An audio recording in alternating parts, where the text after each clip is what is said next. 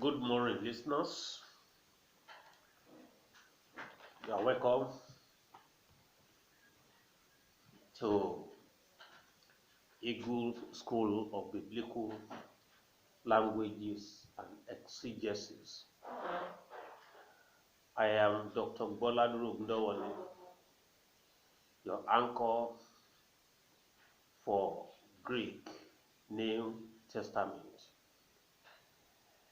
I am still on the introduction to biblical language studies. In the previous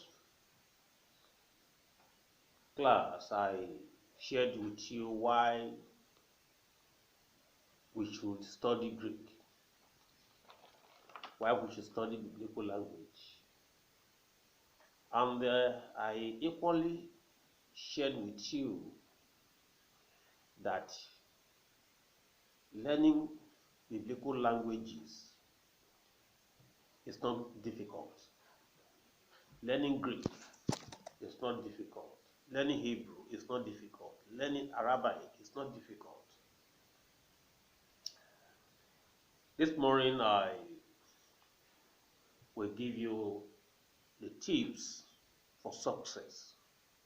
If you want to succeed in biblical languages, you want to succeed in Hebrew, you want to succeed in Greek, let me share the following tips with you. Number one, do not get behind in your work. Do not get behind in your study, even for a day. There are some subjects that you can leave aside for a week or two while you concentrate on other matters, and then catch up later. Greek is not like that. If you get behind for a week, it will affect you all through the course. This is the most important rule for learning Greek or any other biblical language. Never get behind. Get me again. Never get behind. Number two, when learning new vocabulary words, always test yourself. Also, in biblical language, you will learn vocabularies.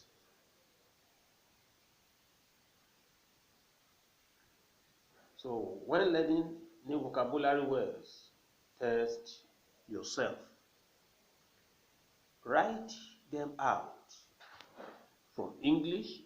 For instance, if you are studying Greek, write the vocabularies out from English to Greek and from Greek to English. You can equally write them out from Greek to your own language, your own mother tongue, and from your mother tongue to that particular biblical language. Write out the charts, that is the paradigms of endings.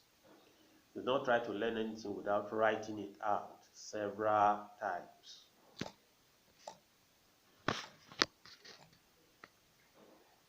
Number three, the teacher's responsibility is to explain things to you so that you can understand.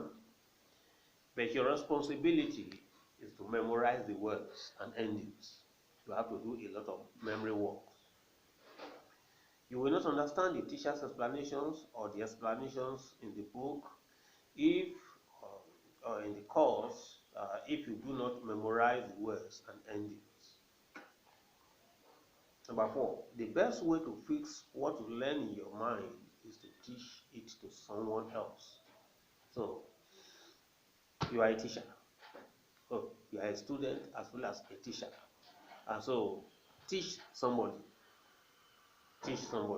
what you have learned. So, you should look for opportunities to do this. are either helping your classmates or finding other people who want to learn.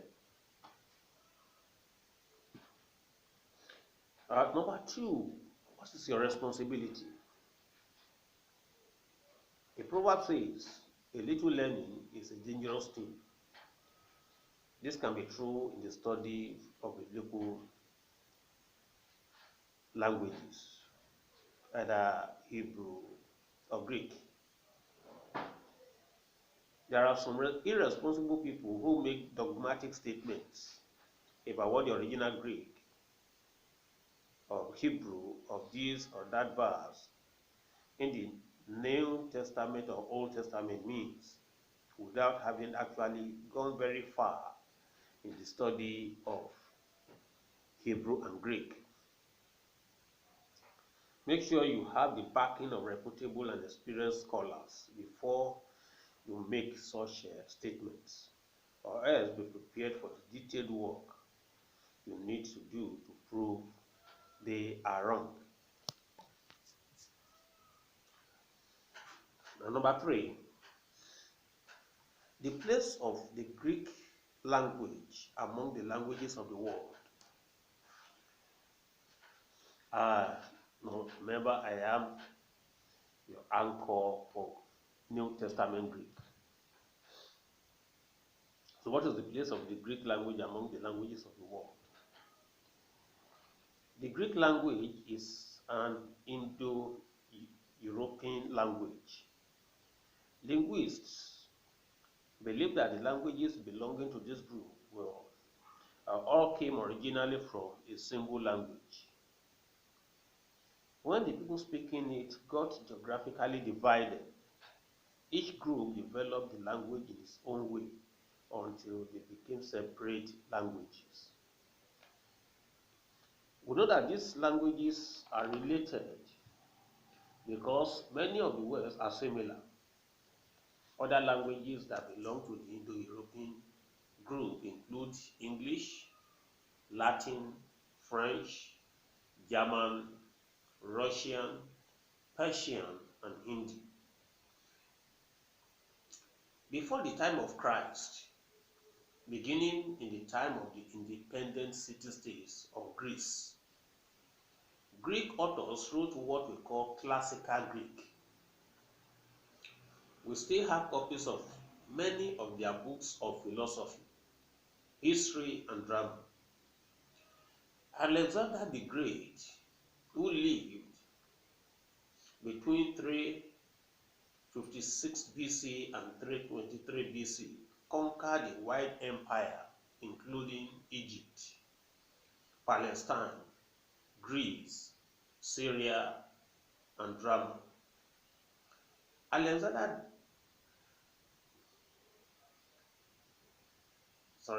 me take that again. Alexander the Great conquered a wide empire including Egypt, Palestine, Greece, Syria, and Persia. He and his successors spread Greek language and culture to all these places. Greek was then spoken by many people who had different mother tongues. This changed the language somewhat. The style of the writings of the scholars of that time we call Hellenistic Greek. The New Testament, however, is written in the form of Greek, which is simpler than classical or Hellenistic Greek. Some of the words also seem to be used in an unfamiliar way. For a long time, modern scholars did not know why this was so. Then they began to discover some ancient garbage heaps in Egypt, and the dryness of Egypt had prevented the old letters that were thrown away from rotting. Many private letters written by people living in New Testament times were found. Then, the scholars discovered that the style of Greek in the letters was the same as the style in the New Testament. This shows that the New Testament was not written in intellectual language used by scholars, but in the type of words used by common people. This style of Greek is called Koine Greek. Koine means common.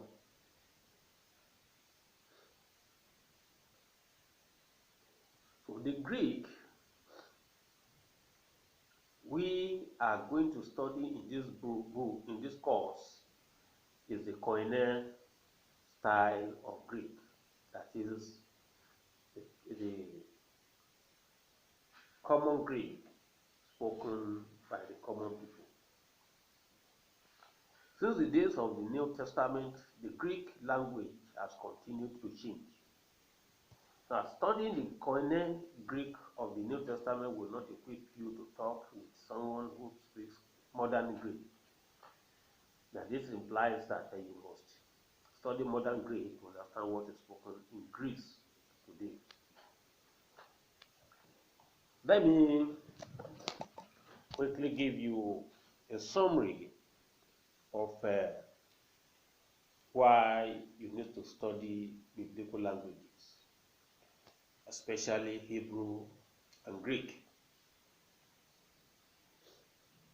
Now, learning biblical Hebrew is the simplest way into the Bible. Hebrew is the language of the Bible. It is the language of Israel.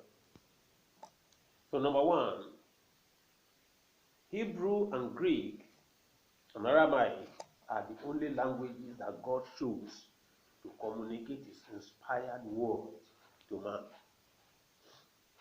Number two, the single most important starting point for biblical exegesis is grammar. Hebrew grammar, Greek grammar. If you want to do proper exegesis, proper hermeneutics, if you want to rightly divide the word of truth, then it is very important that you know Hebrew and Greek grammar. Number three, knowing biblical languages unveils the interpretive options of a given text and assists in properly adjudicating among them. Number four, knowing biblical languages gives the interpreter usable access to invaluable exegetical tools.